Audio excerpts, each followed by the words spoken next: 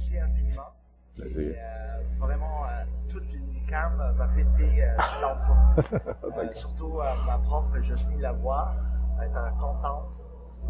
Donc, merci infiniment d'avoir accepté ce projet étudiant. En fait, notre projet est sur la critique. Ouais. Et maintenant, j'aimerais juste commencer avec une question. Comment vous définissez-vous comme créateur? Je comprends pas votre question. Okay. La question, vous êtes un créateur artistique. Est-ce que vous voyez plus, parce que vous êtes un historien, vous êtes... Non, je vous arrête tout de suite, là, je suis pas un historien. J'ai fait une licence d'histoire parce que j'avais peur de pas gagner ma vie. Si j'étais auteur de théâtre ou romancier ou cinéaste, je savais pas ce que j'allais devenir dans la vie et je voulais avoir une sorte de police d'assurance pour pouvoir un jour gagner ma vie. Alors, comme histoire, j'aimais ça quand même, c'était pas quelque chose qui me rebutait.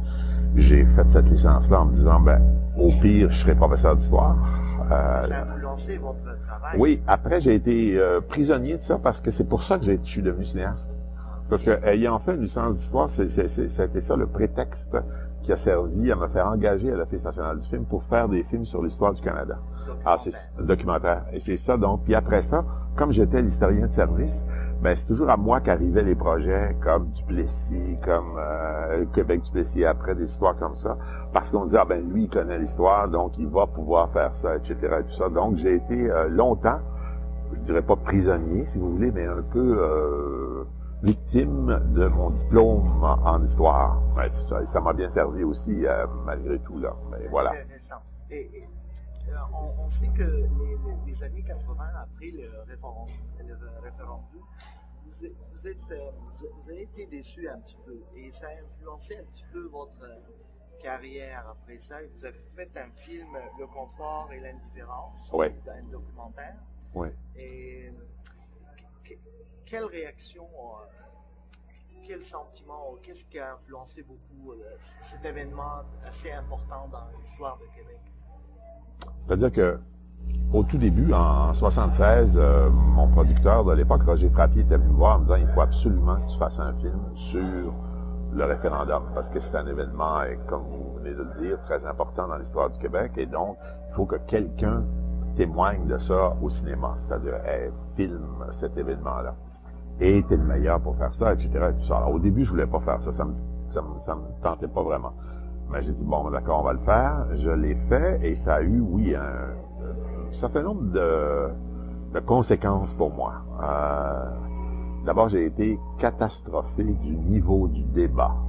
Il s'agissait de décider de l'avenir d'un peuple. C'était ça. Est-ce qu'on veut rester dans le Canada ou si on veut former un pays indépendant?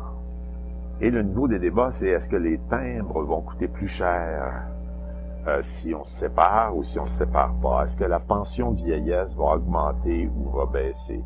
Est-ce que les actions en bourse des compagnies québécoises vont baisser ou vont monter, etc.? Et c'était ça le débat. Et ça m'a profondément dégoûté de la politique. Et donc, moi qui étais relativement politisé avant, c'est-à-dire que je m'intéressais beaucoup à la politique, je suivais ça, j'avais fait plusieurs films là-dessus, j'avais fait une série de télévision, j'avais fait toutes sortes de choses. Le soir du référendum, quand j'ai vu ça, là, je me suis dit, ça, plus jamais. Ça ne m'intéresse plus. Je vais faire autre chose, je vais faire des films de fiction, je vais m'intéresser à d'autres, il y a plein d'autres zones dans la vie qui me passionnent, et c'est là-dessus que je vais travailler parce que ça, c'est trop déprimant. Et je n'ai rien vu depuis, ça fait quand même 30 ans de ça. Je n'ai rien vu depuis qui m'incite à changer d'opinion. J'ai exactement la même opinion et j'aurais pas envie de refaire ce type de film-là jamais. Qu'est-ce qui déclenche chez vous un nouveau projet de film? On m'a déjà vu tantôt et vous m'avez dit que vous ne travaillez pas beaucoup maintenant. Ouais. Qu'est-ce qui vraiment vous motive plus? C'est très, très étrange et ça ne se définit pas. Ça ne se décrit pas. C'est l'inspiration. Et l'inspiration, c'est la chose la plus mystérieuse au monde. C'est-à-dire que des fois, l'inspiration est forcée. C'est-à-dire, on fait des fois des films de commande. Ça m'est arrivé quelques fois dans ma vie où quelqu'un a dit « Je veux que tu fasses un film là-dessus », comme par exemple Le confort et l'indifférence, sur le référendum du Québec, ou le film qui a suivi après, Le crime d'Ovide Plouffe. J'étais engagé par Denis Roux pour faire ça. C'était déjà écrit et c'était à prendre ou à laisser. Alors ça, dans ma vie, j'ai fait quelques films et quelques séries de télévision, des travaux qui étaient de commande. Sinon, quand c'est pas des travaux de commande, c'est la chose la plus mystérieuse au monde. On ne sait pas pourquoi. Des fois, ça peut être un article de journal. On lit ça et tout d'un coup, on devient obsédé par un fait divers. D'autres fois, ça peut être, par exemple, dans le cas de quand j'ai fait Invasion barbare, c'était la mort de mes parents. Mon père, ma mère, mon grand-père, j'avais accompagné dans la mort plusieurs personnes et donc j'avais envie de faire un film à propos de quelqu'un qui allait mourir. Je savais pas encore comment, avec quel personnage, etc., mais c'est ça qui m'obsédait, si vous voulez. Alors, c'est une sorte d'obsession. On devient obsédé par quelque chose. On peut dire révélation aussi. Oui, on peut dire n'importe quoi. Ben, c'est comme Saint Paul sur le chemin de Damas, et il se peut que ça ne se produise pas.